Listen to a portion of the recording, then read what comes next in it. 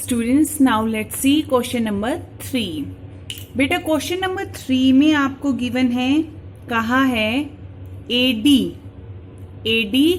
And BC are the perpendicular to a line segment AB। जो AB line segment है उस पर AD और BC हैं, वो परपेंडिकुलर हैं।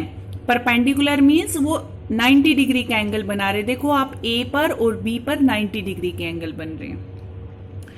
कहा है show that CD bisects AB। आपको ये दिखाना है ये जो CD है वो AB को बाइसेक्ट करिए, AB के इक्वल पार्ट हुए। तो आपको ये प्रूव करना है एक्चुअली में OB और OA की जो डिस्टेंस है वो क्या है, इक्वल है। आपको गिवन क्या है, सिर्फ ये AD और BC परपेंडिकुलर गिवन है लाइन सेगमेंट AB पर और इक्वल है ये लेंथ में, और कुछ नहीं गिवन है। तो गिवन में आप सबसे पहले लिखेंगे जो AB नहीं है, ये मैंने गलती से लिखा है AB, दिस इज AD। आपको गिवन है AD is equal to BC और ये एंगल 90 डिग्री का है, तो एंगल OA, ये angle OBC and angle OAD, ये दोनों एंगल क्या हैं, आपको 90 डिग्री के हैं, तो दोनों एंगल हमारे इक्वल है। आपको प्रूव ये करना है कि CD है वो बाइसेक्ट करती है AB को। आप ऐसे लिख दीजिए CD बाइसेक्ट AB, या आप लिख दीजिए आपको प्रूव करना है कि OB is equal to OA, कि OB की जो लेंथ है वो OA के इक्वल आनी चाहिए। आप किसी भी तरीके से लिख सकते हैं। अब प्रूफ देखिए, प्रूफ के लिए मैंने triangle AOD and triangle BOC को लिया है। इन दोनों ही ट्राइंगल में AD है वो BC के इक्वल है, गिवन है क्वेश्चन में। Angle OAD is equal to angle OBC, ये भी गिवन है आपको क्वेश्चन में। और ये टू लाइंस AB और CD आपस में इंटरसेक्ट कर रही हैं O पॉइंट पे, तो एंगल AOD एंगल BOC के इक्वल होगा, क्योंकि ये कौन से एंगल है, वर्टिकली अपोजिट एंगल्स। तो अब इन दोनों ट्राइंगल के अंदर टू एंगल्स और वन साइड, बट वो साइड जो है उनके बीच में नहीं आ रही, क्योंकि साइड कौन सी इक्वल गिवन है, AD और BC, और एंगल ये दोनों गिवन है A और O। इस ट्राइंगल का साइड उनके बीच वाली नहीं है, बीच वाली को तो इक्वल आपको प्रूव करना है।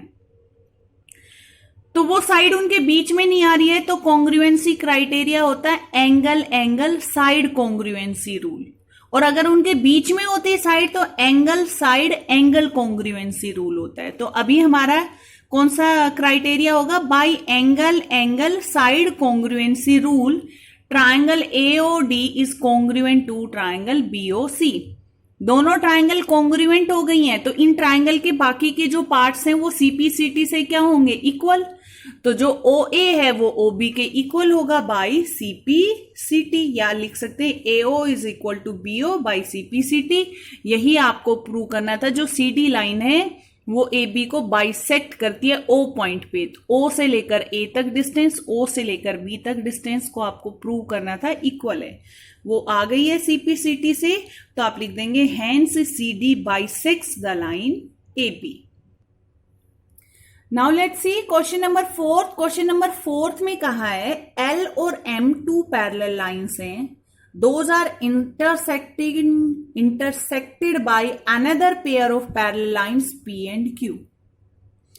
आप क्वेश्चन को समझिए। क्वेश्चन में क्या कहा है, L और M पैरेलल लाइंस है, ये दोनों लाइन L और M, इनको टू पैरेलल लाइंस हैं P और Q जो आपस में पैरेलल है, वो इन दोनों लाइन को इंटरसेक्ट कर रही हैं कौन से पॉइंट पर, A B C and D पर।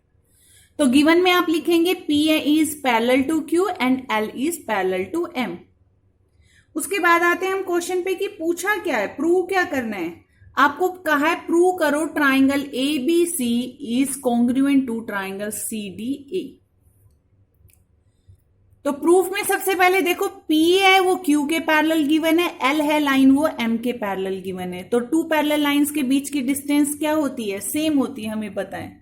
तो P और Q पैरेलल है, तो AD किसके इक्वल है, BC के, और L और M पैरेलल है, तो ये लाइन AD और BC पैरेलल भी है, इक्वल भी है। ऐसे ही P और Q दोनों लाइन पैरेलल है, तो this side is parallel to AB is parallel to CD, और L और M पैरेलल लाइन है, तो उनके बीच की जो डिस्टेंस होगी वो क्या होगी, सेम होगी।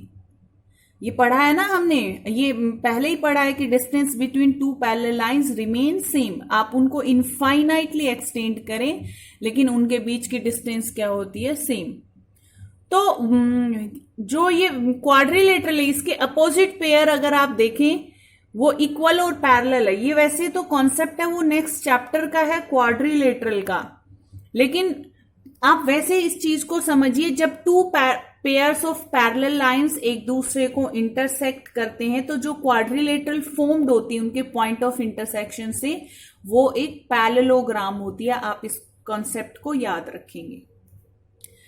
तो P is parallel to Q and L is line parallel to M। तो जो AB और CD है वो इक्वल और पैरेलल होगी, ऐसे ही BC and AD equal and parallel होंगी। तो ABCD क्या बन गई है, एक पैरेललोग्राम बन गई है।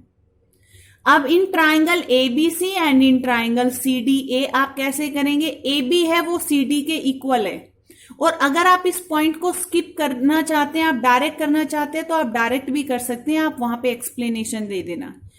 AB है वो CD के इक्वल है, क्यों है, क्योंकि ये टू पैरेलल लाइंस के बीच की डिस्टेंस है, L और M पैरेलल लाइंस है, उनके बीच की डिस्टेंस है, तो AB है वो CD के इक्वल होगी। आप लिख देना, गिवन है।